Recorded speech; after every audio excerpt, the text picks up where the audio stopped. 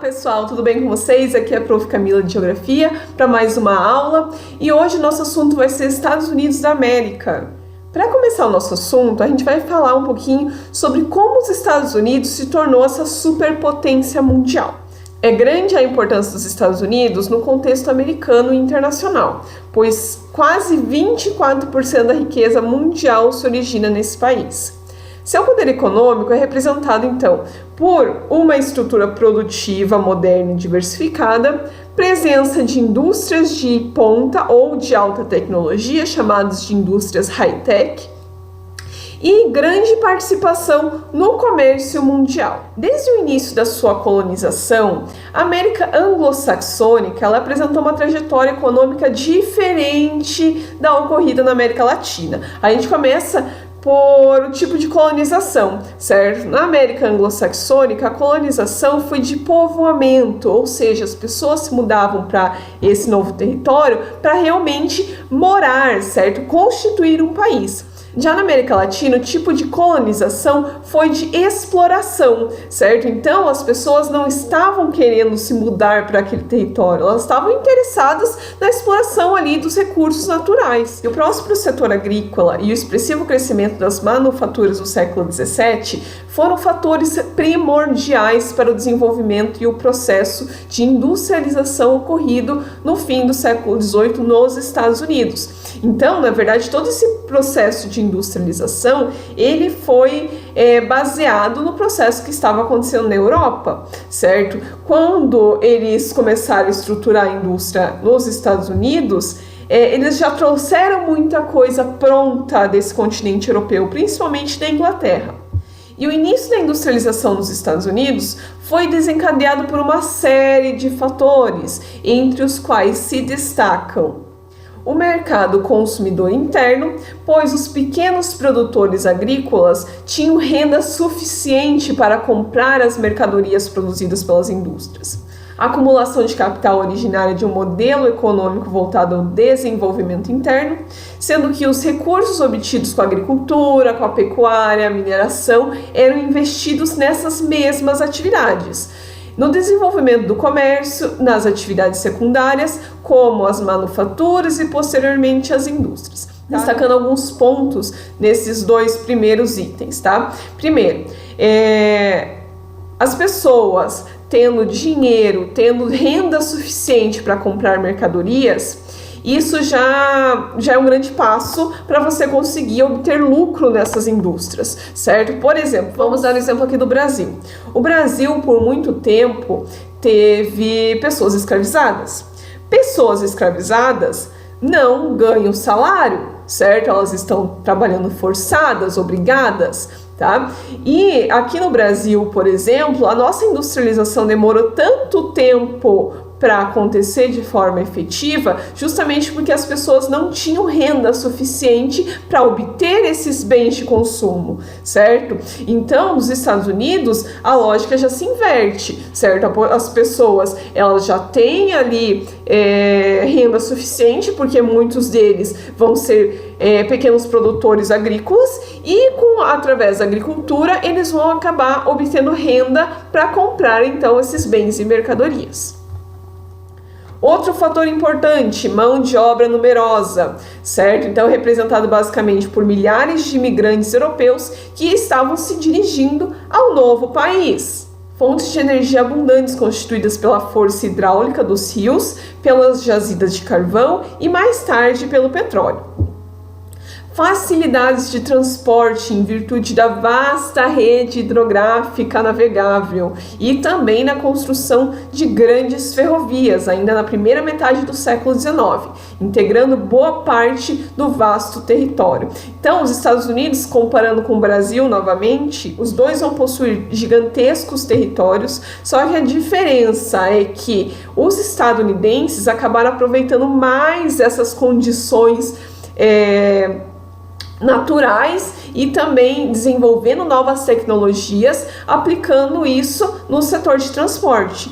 Por exemplo, aqui no Brasil, aonde que nós utilizamos mais a navegação fluvial?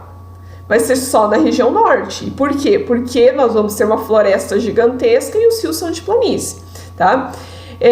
No restante do Brasil, são bem raros os lugares em que a gente vai utilizar, então, a navegação fluvial, tá? A gente vai ter alguns locais no sudeste do Brasil, no centro-oeste, que a gente vai utilizar, mas também tem um fator que dificulta aqui no Brasil essa navegação por rios, porque a maioria dos nossos rios são de planalto, tá? E rios de planalto vão ter cachoeiras e as cachoeiras impedem com que os navios eles acabem circulando, tá? Então, em alguns locais aqui no Brasil, a gente vai ter a construção de eclusas, que são aqueles elevadores hidráulicos de barco. Já nos Estados Unidos, boa parte dos rios na parte central e nordeste dos Estados Unidos vão ser rios de planície, certo? Isso já facilita em muito essa navegação. E os estadunidenses vão acabar utilizando muito esse tipo de meio de transporte. Tá? Além da construção das ferrovias, coisa que aqui no Brasil nós paramos de priorizar as ferrovias por conta da construção de rodovias, porque o nosso objetivo industrial na década de 60 foi trazer montadoras de veículos para o Brasil. E veículos não andam em trilhos, veículos usam rodovias, estradas. Então, priorizou-se aqui no Brasil a construção de rodovias. Já nos Estados Unidos, por muito tempo, as ferrovias foram o principal meio de transporte terrestre, tá? Então, eles vão ter muitas rodovias? Vão ter também muitas rodovias, mas vão utilizar muito bem tanto o transporte hidroviário, ferroviário e rodoviário no país. Então, outro fator ali, diversas invenções e diferentes aplicações técnicas que eram estimuladas pela livre concorrência entre os produtores.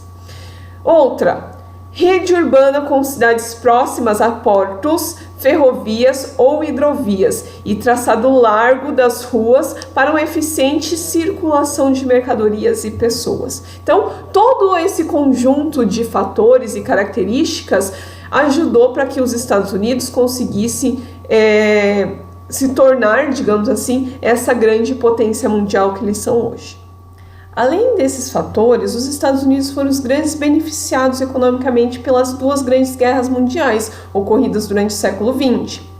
Eles se tornaram, durante a Primeira Guerra Mundial, o principal exportador de produtos industrializados, em virtude da desestruturação econômica e política da Europa nesse período. A gente tem que pensar que, como a Primeira Guerra Mundial aconteceu basicamente na Europa, boa parte dos parques industriais europeus, eles foram basicamente destruídos, tá? Então, isso fez com que os Estados Unidos, que estava longe do fronte de batalha, acabasse levando vantagem na hora ali de fornecer esses produtos, não só para a Europa, como para o mundo basicamente inteiro. Porque a gente tem que pensar que grande parte das indústrias estava na Europa nesse período. Então, os Estados Unidos, como estava longe de todos esses acontecimentos, ele não foi nem um pouco prejudicado, muito pelo contrário, ele foi o grande beneficiado pela essa Primeira Guerra Mundial.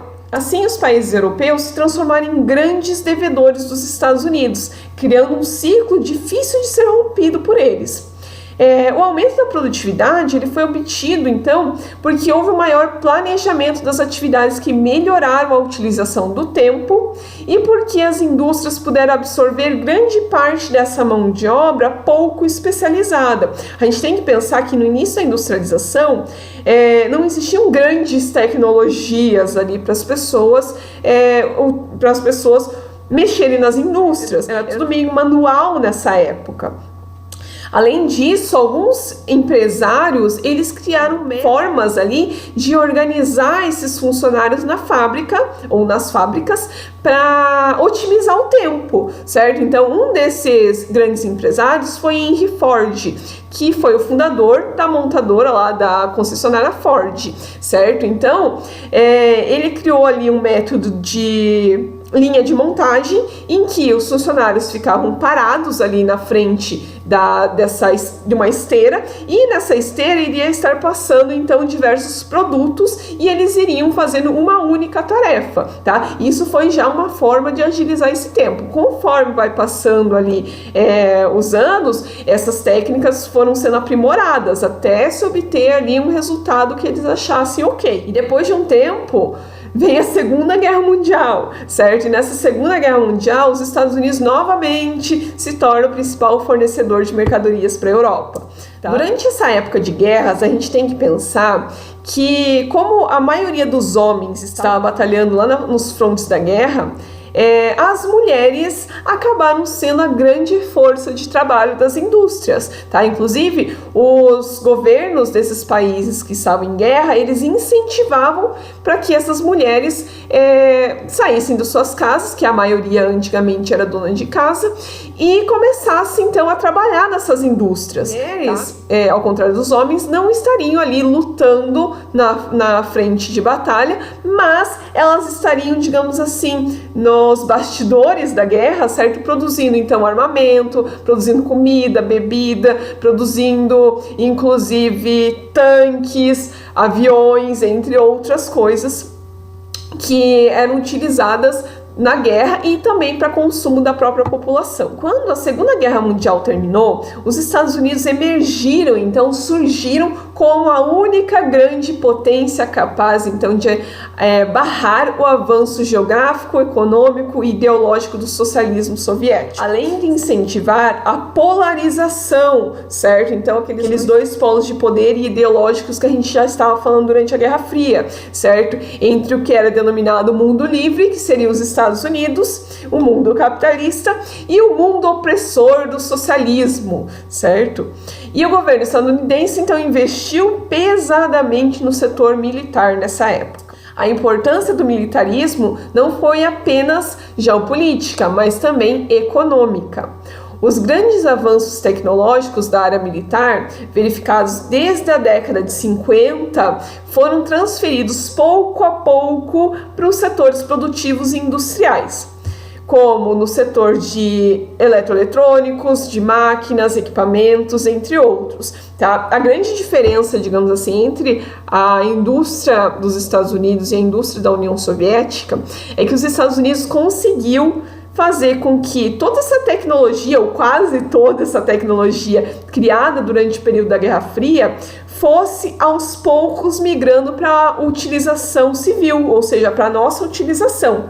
Um desses exemplos é o GPS, tá? O GPS ele foi criado para que durante o lançamento de mísseis, aquele míssil acertasse seu alvo, certo? Então, hoje em dia a gente não usa mais o GPS, pelo menos nós, né, não utilizamos GPS para lançamento de míssil, mas eles conseguiram transferir essa tecnologia criada lá durante o período da Guerra Fria para utilização hoje em dia por nós. Desse modo, na década de 70, já havia um novo modelo industrial desenvolvido graças aos vários investimentos em ciência e tecnologia dos Estados Unidos. As chamadas indústrias de ponta, ou seja, indústrias high-tech de alta tecnologia, de grande aporte tecnológico, passaram a ser as de informática, eletrônica, biotecnologia, aeroespacial e química fina. E desde a década de 1950, os gastos do governo estadunidense com defesa e área militar, em geral, cresceram muito. Aqui eu trouxe uns exemplos de 2018, certo? Mostrando ali que realmente os Estados Unidos, eles basicamente dominam esses gastos militares mundiais. Então nós temos que lá em 2018 os Estados Unidos estavam gastando 649 bilhões de dólares, cerca de mais ou menos 36% dos gastos militares mundiais. E esses outros 8 países aqui estão gastando juntos basicamente quase a mesma coisa que os Estados Unidos, tá? Então, os Estados Unidos, ele gasta mais do que as 8 maiores potências mundiais juntas. E aqui do outro lado, eu trouxe, não falando sobre essa área militar, mas falando agora sobre a economia dessas maiores potências mundiais. Em 1990, vocês vão perceber que os Estados Unidos já dominava, digamos assim, essa grande força econômica mundial. Em 2019 continua dominando, certo? Mas em 2050, se tudo der certo para a China, ela vai acabar ultrapassando a economia dos Estados Unidos, porque a quantidade populacional da China ela é muito maior e a capacidade produtiva deles também. E agora, com o fim da Guerra Fria, lá na década de 1990, e com o final lá do socialismo soviético e a abertura das fronteiras e mercados dos antigos países socialistas, os Estados Unidos lançaram uma ofensiva em seu comércio exterior, com um plano chamado Iniciativa para as Américas, que pretendia então criar um comércio unificado desde lá do Alasca até o extremo sul da América do Sul. Com essa estratégia dos Estados Unidos, ele procurava então se proteger da concorrência que estava surgindo na Europa, no Japão. A gente tem que lembrar que até 1990 o mundo era conhecido como bipolar, ou seja, existiam dois polos de poder, os Estados Unidos e a União Soviética. Já com a década de 90, a gente já muda essa concepção de polos, tá? Em vez de ser bipolar, vão existir múltiplos polos de poder, vai começar a ser um mundo multipolar, tá? Multipolar no quê? Na economia, tá? Então, os países da Europa já estavam muito bem estruturados, estavam crescendo economias como o Japão, como no Sudeste Asiático, tá, com os tigres asiáticos, e os Estados Unidos basicamente se sentiu ameaçado, certo? Porque agora ele não vai ser o único que vai ter uma grande economia, mas outros polos de poder estão surgindo e estão fazendo concorrências com ele. Então, o que ele queria fazer? Eu lembro que quando eu era criança, eles comentavam que os Estados Unidos queriam criar a ALCA, certo? O que seria essa ALCA? Ela seria, então, essa área de livre comércio entre as Américas, em que, lógico, quem estaria mais beneficiado com isso eram os Estados Unidos. Então, esses países da América basicamente não aceitaram. Mas os Estados Unidos não tinha se dado por satisfeito. Ele não estava só com essa carta na manga. Ele, basicamente, junto com o Canadá e México, acabaram criando um acordo de livre comércio da América do Norte, em que, lógico, os principais beneficiados iam ser os Estados Unidos, em primeiro lugar, o Canadá e o México, tá? O México, na verdade, ele só vai ser beneficiado pela geração de emprego, mas ele não vai ter grandes benefícios fazendo parte, então, desse acordo de livre comércio da América do Norte. E esse acordo, antigamente chamado de NAFTA, ele agora mudou de nome, tá? O Donald Trump se reuniu em uma das conferências econômicas em 2019 e ele remodelou esse acordo que antigamente era chamado de NAFTA e agora ele é chamado de USMCA, tá? Que vai ser então um acordo entre Estados Unidos, México e Canadá. Agora vamos tratar sobre essa organização do espaço econômico dos Estados Unidos, mas antes de tudo a gente vai falar um pouquinho sobre como que está dividido esses Estados Unidos, certo? Então o território dos Estados Unidos é o quarto maior em extensão territorial do mundo, tá? Por que ele é o quarto? Porque ele vai ter tanto a área aqui do Alasca e do Havaí que vão complementar então esse tamanho desse território. E ele vai estar dividido em 50 estados, tá? Desses 50 estados, 48 deles vão estar em território contíguo, ou seja, vão estar na mesma porção territorial. E 2 vão estar afastados, que vai ser o Alasca, que estaria basicamente mais ou menos nessa área aqui que não está no mapa, tá? Que estaria bem no noroeste do Canadá. E vai ter também o Havaí, que vão ser umas pequenas ilhas estrategicamente localizadas no Oceano Pacífico. Então, eu trouxe mais um mapa aqui um pouquinho maior para vocês olharem aqui quais são os nomes, então, desses estados dos Estados Unidos, tá? Mais ou menos a localização deles, tá? Nós temos alguns estados de destaque, por exemplo, Texas, que é o segundo maior estado americano, ele só vai perder basicamente para Alasca. Aqui nessa porçãozinha, o Alasca, ele tá numa escala um pouco menor, tá? Então, por isso que ele parece menor ali, mas o Alasca é o maior estado, depois seguido aqui pelo Texas. Vamos ter também outras regiões de destaque aqui próximo dos Grandes Lagos, que a gente vai comentar daqui a pouco, e o estado da Califórnia, certo? O estado da Califórnia, onde nós temos as principais empresas e indústrias de tecnologia dos Estados Unidos. Em linhas gerais, a Organização do Espaço Econômico dos Estados Unidos, ela abrange 3 principais regiões geoeconômicas, também chamadas de belts. Tá? O que vão ser esses belts? Esses belts vão ser cinturões, tá? Então, os Estados Unidos, ele vai se organizar por áreas, tá? Então, por exemplo, áreas de indústria, áreas de plantação de milho, áreas de algodão, áreas de pecuária e assim vai, tá? E essas áreas, esses cinturões, eles chamam então de belts, tá? Belts, que seria cinto ou cinturão em inglês. Então, essa primeira área que a gente vai falar um pouquinho vai ser esse Manufacturing Belt, tá? Esse Manufacturing Belt seria o cinturão da industrialização, o cinturão da indústria. E ele abrange parte do nordeste dos Estados Unidos e do leste também. Ele vai se localizar basicamente nessa área. Depois eu vou mostrar um outro mapa ali logo à frente.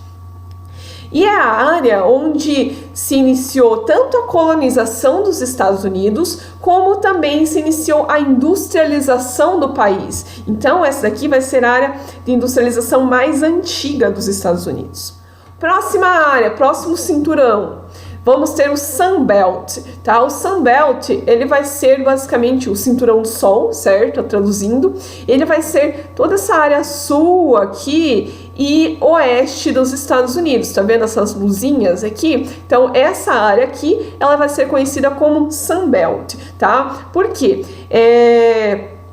Ali é onde basicamente nasceu essas novas indústrias de tecnologia, essas indústrias aeroespaciais, tá? Então, que foram basicamente construídas durante o período da Guerra Fria, tá? Justamente porque próximo aqui dessa região mais a oeste, você estaria mais próximo do inimigo. E os próximos cinturões aqui vão ser os cinturões agrícolas, tá? Que vão estar espalhados basicamente pelo território dos Estados Unidos. Mas eles vão compreender principalmente essa região centro-leste, tá? Então nós vamos ter como exemplos lá o Corn Belt, que vai ser o cinturão do milho, o Cotton Belt, que vai ser essa região de plantação de algodão. Nós vamos ter o cinturão de laticínios, que é o Dairy Belt, tá? Que vai ser próximo aqui dos Grandes Lagos, entre outros. Aqui eu trouxe para vocês darem uma olhada aonde estão então os grandes aglomerados populacionais, tá? E vocês vão ver que os locais ali onde tem grande quantidade de pessoas é onde também nós temos indústrias mais influentes. Então nós vamos ter próximos aqui dos Grandes Lagos, que eu estava comentando com vocês, o Manufacturing Belt, então esse cinturão da industrialização, não só aqui como nessa região mais a leste aqui, nos Estados Unidos, que vai estar próximo ali à cidade de Nova York, Boston, Massachusetts, Washington, entre outras cidades. Nessa porção bem a sudeste dos Estados Unidos, a gente vai ter o estado da Flórida. Nessa região, além de ser uma região extremamente turística, eles vão ter vários cultivos tropicais. A região do Golfo do México e também do Texas aqui, ela vai ser uma área de exploração de petróleo, principalmente, e nós vamos ter diversas indústrias aeroespacial. Por exemplo, a NASA, o quartel-general, digamos assim, da NASA, ele vai estar nessa região aqui do Texas. E vamos ter também essa costa oeste aqui dos Estados Unidos sendo a grande área de destaque da tecnologia mundial, basicamente, tá? Em que empresas como a Apple, Google, Facebook, IBM, entre outras empresas de tecnologia, vão estar instaladas no território dos Estados Unidos. Então vamos começar lá. Grande complexo industrial.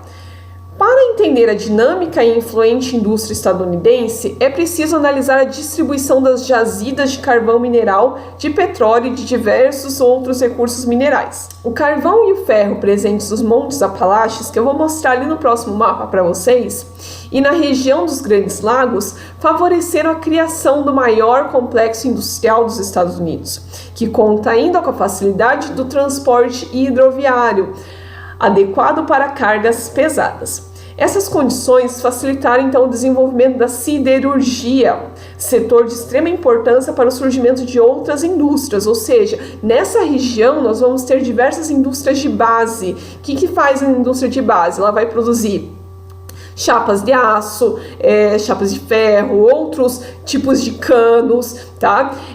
Tudo que seria de base para outras indústrias se desenvolver. Essa região aqui, se vocês vão lembrar, vai ser aquelas regiões que nós vamos ter uma grande quantidade de pessoas também, tá? Então, e nessa região é onde vão estar localizados os Montes Apalaches, onde nós vamos ter diversas jazidas de carvão.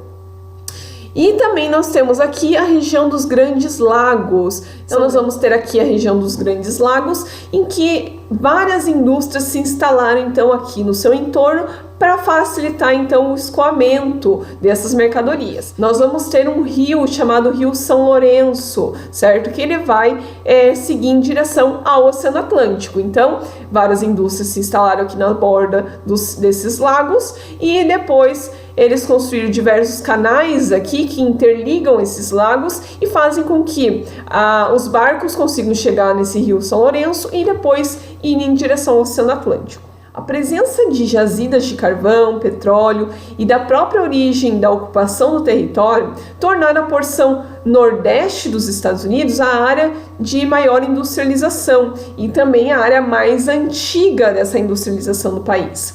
Dessa forma, concentram-se principalmente indústrias mecânicas e automobilísticas nessa região. As reservas petrolíferas estão localizadas, como eu já comentei, principalmente no sul e no sudoeste do país. A economia do Texas é baseada no petróleo e no algodão, por exemplo, e existem diversas reservas de petróleo significativas na Califórnia e no Alasca. Então, voltando ali ao nosso mapa, para mostrar aqui para vocês. Então, essa região aqui, ela vai ser de muita exploração de petróleo, aqui na Califórnia também, e nós vamos ter as jazidas de carvão mineral nessa região. Agora, trazendo um mapa mais específico dessas áreas industriais dos Estados Unidos. Como comentei com vocês, essa área aqui no nordeste do país, ela vai ser a área de industrialização mais antiga, chamada de Manufacturing Belt, ou Cinturão da Indústria. E vamos ter a região do Sun Belt, que vai ser toda essa área aqui delimitada pela linha vermelha, tá? Onde vamos ter ali as principais cidades de Houston, Dallas, Los Angeles, São Francisco, entre outras, tá? Mas lá no noroeste do país, nós também vamos ter uma região importante, que é a região de Seattle e Portland. Tá? Lá nós vamos ter diversas indústrias de avião, de produção de navios, entre outros. E ao contrário das indústrias que dependem de carvão e ferro, as que utilizam petróleo e gás natural como fonte de energia ou matéria-prima não precisam se instalar necessariamente próximo das jazidas. Como os oleodutos e gasodutos facilitam o transporte, os locais para a instalação dessas indústrias eles podem ser definidos por outros fatores, como, por exemplo, disponibilidade de mão de obra, mercado consumidor e também capital, ou seja, dinheiro desses industriais. Tá? Então, o que são esses oleodutos ou gasodutos? Eles são, então, tubos, tá, que vão ligar os locais ali de exploração desses recursos, tá, por exemplo, de petróleo, de gás natural, e vão levar esses recursos por dentro desses tubos para esses locais de indústria. E embora sejam grandes produtores de petróleo, os Estados Unidos também importam esse produto do México, da Venezuela, de países do Oriente Médio. Isso acontece por dois motivos principais. Primeiro, o elevado consumo de petróleo no país, então os Estados Unidos ele consome muito mais do que ele produz. O país é exportador de derivados do petróleo, como querosene para aviação, óleos especiais, que são produtos que têm um maior valor agregado do que o petróleo natural. Tá? Um outro motivo pelo qual os Estados Unidos também importa mais petróleo de outros países é que eles tentam reservar parte desse petróleo, parte dessas reservas de petróleo que existe no país, para que futuramente, quando o petróleo em outros países do mundo acabarem, eles vão ser, digamos assim, os grandes exportadores de petróleo, tá? Então também é uma questão estratégica esse recurso mineral. Grande parte da dispersão dessas jazidas de petróleo favoreceu também a instalação de refinarias por todo o território estadunidense. Então são nessas refinarias que você aquece o petróleo para retirar, digamos assim, os seus derivados, como então a querosene para aviação, gasolina, piche, entre outros derivados. Além disso, essa dispersão, ela foi um importante fator para a abertura de indústrias em várias partes do país, não apenas naquela tradicional área lá no nordeste dos Estados Unidos. Agora, já com um tradicional complexo industrial localizado nessas porções nordeste e leste do país, novos ramos industriais se instalaram na costa oeste, influenciados pelo crescimento do setor militar e pelos rumos da Guerra Fria, como eu já tinha comentado com vocês. O desenvolvimento da indústria bélica levou à descoberta de novos materiais, como algumas fibras sintéticas utilizadas posteriormente pelas indústrias têxteis, e ao aprimoramento dos processos industriais. A dependência tecnológica desses setores favoreceu então a criação de alguns tecnopolos na região oeste do país. O que são esses tecnopolos? Esses tecnopolos são grandes centros de pesquisa e inovação que vamos ter em alguns locais, por exemplo, dos Estados Unidos. No Brasil, por exemplo, nós também temos alguns locais de tecnopolos. Se eu não me engano, próximo da Universidade de São Carlos, no estado de São Paulo, aqui no Brasil, nós vamos ter também um tecnopolo, tá? Mas nos Estados Unidos, esses tecnopolos eles vão estar muito mais presentes, principalmente nessa região da costa oeste do país. O Parque Tecnológico de Stanford, conhecido como Vale do Silício, foi criado em 1955 no estado da Califórnia. E esse Parque Tecnológico de Stanford ganhou esse nome por causa da Universidade de Stanford, que foi instalada nessa região. E esse parque reúne então empresas inovadoras do ramo de informática, de microeletrônica, cercada então por instituições de pesquisa.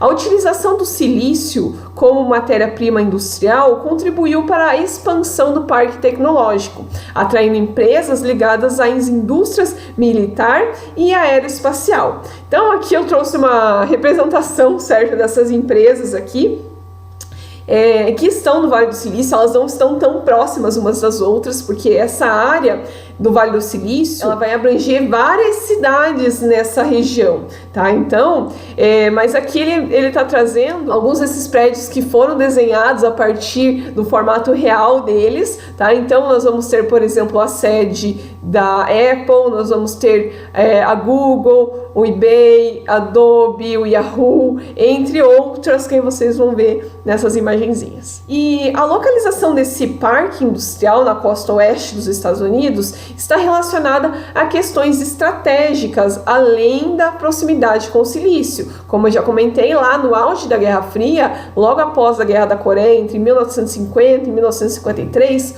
o governo estadunidense precisava ocupar essa região, inclusive no âmbito militar, por ser geograficamente mais próxima desse inimigo soviético. Na atualidade, esse Vale do Silício, ele é um dos mais modernos polos industriais dos Estados Unidos, contrapondo-se então à região nordeste do país, que surgiu ainda lá no século XIX e se desenvolveu com base em antigas fontes de energia e matéria-prima, como o carvão e o ferro. Isso faz com que o nordeste dos Estados Unidos, que antes era chamado então de cinturão industrial, ainda é chamado de cinturão industrial, mas ele ganhou um outro nomezinho também, chamado também de cinturão da ferrugem, ou Rust Belt, tá? E por que esse nome de cinturão da ferrugem? Por causa então do abandono de diversas unidades produtoras, de diversas fábricas em várias cidades espalhadas então por essa região. Isso ocorreu porque muitas indústrias se mudaram para áreas com menos custos de produção e muitas vezes com legislações ambientais menos rigorosas, sindicatos mais fracos ou sem sindicatos, especialmente para países em desenvolvimento, como, por exemplo, México, Brasil, China, alguns países do Sudeste Asiático, entre outros. O caso mais famoso dessa desconcentração industrial é o caso da cidade de Detroit. Tá? Detroit foi por muito tempo a cidade do automóvel no mundo, tá? E acontecia diversos salões do automóvel, certo? Então, por exemplo, a fábrica da Ford se instalou lá, nós temos a fábrica da GM, que também tinha como sede a cidade de Detroit. E essa cidade, como eu falei, ela foi então berço de diversas grandes montadoras de automóveis e uma das mais promissoras dos Estados Unidos na década de 1950. Atualmente, a situação econômica da cidade é preocupante, tá? Como as condições de vida também de parcela significativa da população, que se encontra, infelizmente, sem emprego. Isso porque muitas montadoras perderam espaço no mercado para outras potências industriais, como o Japão, que surgiu diversas montadoras de veículos nesse país, e também perdeu espaço para a Alemanha.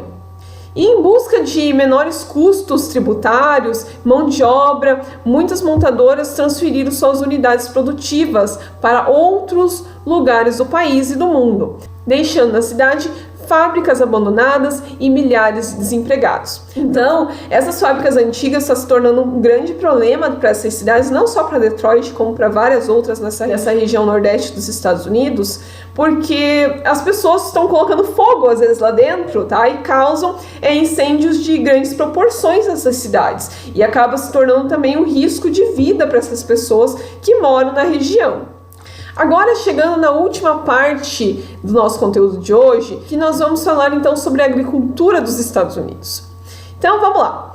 Em geral, nos países mais ricos, a produção agrícola ela é feita de forma intensiva e emprega então mais tecnologia. Lembrando lá, sistema intensivo, o que vai ser? Vai ser geralmente grandes propriedades, vai utilizar maquinário agrícola, sementes selecionadas, alta tecnologia, vai ter altos custos também de produção. Mas isso não significa que a agricultura ela vai ter um papel predominante no total da riqueza gerada nesses países mais ricos, tá? De modo geral, quanto mais desenvolvido e mais industrializado for um país, menor vai ser a participação da agricultura no PIB, ou seja, no Produto Interno Bruto desses países. Então, nos Estados Unidos, apesar da agricultura ser importante, ela não é o mais importante, tá? Ela vai ser uma fonte de renda secundária para os Estados Unidos. Tradicionalmente, a região agrícola por excelência dos Estados Unidos, ou seja, a principal região agrícola dos Estados Unidos, vai ser a porção centro-leste do país. Em virtude, então, das exportações agrícolas dessa região, foi possível financiar, em parte, a industrialização do Nordeste do país. Os produtos agrícolas ainda desempenham um papel importante nas exportações dos Estados Unidos. Inclusive, eles são grandes rivais econômicos com a agricultura brasileira, tá? Só que a agricultura brasileira, ela consegue produzir durante o ano inteiro. Nos Estados Unidos, eles, na época do inverno, eles meio que têm que parar a produção porque, como neva muito nessa região, as plantas não sobrevivem o clima muito frio. E o espaço agrícola estadunidense também vai ser dividido então em grandes áreas monocultoras, denominadas cinturões ou belts agrícolas, com destaque então para o cultivo de trigo, algodão e milho. Eles produzem soja também na entre-safra com milho. Há também os cinturões pecuários no oeste, sendo de pecuária de corte. E no nordeste dos Estados Unidos nós vamos ter a pecuária leiteira, então a criação de vacas, tá? Vacas leiteiras. Na região dos Grandes Lagos, onde há grande concentração populacional, predominam também as culturas voltadas ao abastecimento urbano, como as verduras, legumes, além da criação de gado leiteiro e aves, tá? Tudo ali mais próximo da grande parcela da população que vive nessa região. Já nas regiões mais áridas, próximas ali das montanhas rochosas, são aproveitadas para a pecuária extensiva, ou seja, a criação do gado ali de forma solta. Mas também existem muitas culturas irrigadas no oeste dos Estados Unidos. Então trouxe aqui para vocês um mapa mostrando então esses cinturões agropecuários dos Estados Unidos, tá? E mostrando alguns aqui para vocês. Nós vamos ter aqui no nordeste do país, como já comentei, o cinturão do leite ou dos laticínios, que vai ser basicamente criação de gado leiteiro. Vamos ter plantações de verduras, legumes, criação de aves, porcos. Vamos ter também nessa região o cinturão do milho e da soja. Por que ele está aqui? Tá? Justamente para alimentar esse gado que é criado de forma intensiva, de forma fechada, tá? Depois, nós vamos ter aqui algumas regiões de policultura, ou seja, de diversos tipos de produtos agrícolas. Logo mais ao sul, vamos ter o cinturão do algodão, Cotton Belt, e infelizmente essa área também era a área onde tinha maior concentração de escravos nos Estados Unidos. Vamos ter também, nessa região mais ao sul, vai ser predominante o cultivo então de produtos mais tropicais e climas mais quentes, justamente porque está mais próximo ali do Trópico de Câncer. Agora, nessas regiões em verde, tanto aqui quanto aqui, vão ser então o cinturão do trigo. Nessa porção aqui, eles cultivam trigo durante a época de primavera e nessa porção aqui na época mais de inverno, ou próxima do inverno. Depois, vamos ter a área das montanhas rochosas. Percebam que elas vão ocupar uma grande parte do território dos Estados Unidos e é nessa área aqui onde nós vamos ter o clima semiárido, certo? Então vai ter um clima um pouco mais seco. E nessa área onde nós vamos ter principalmente a pecuária extensiva, então criação de animais soltos e também de agricultura irrigada. Nós vamos ter nessa porção em roxo, também agricultura irrigada, porque o clima mediterrâneo nessa região, durante o verão, ele vai ser muito seco, tá? E por último, e não menos importante, nós vamos ter pecuária e produção de madeira, também aqui mais próximo do Canadá, certinho? Nos Estados Unidos, o uso da terra, como já comentei com vocês, ocorre de forma intensiva.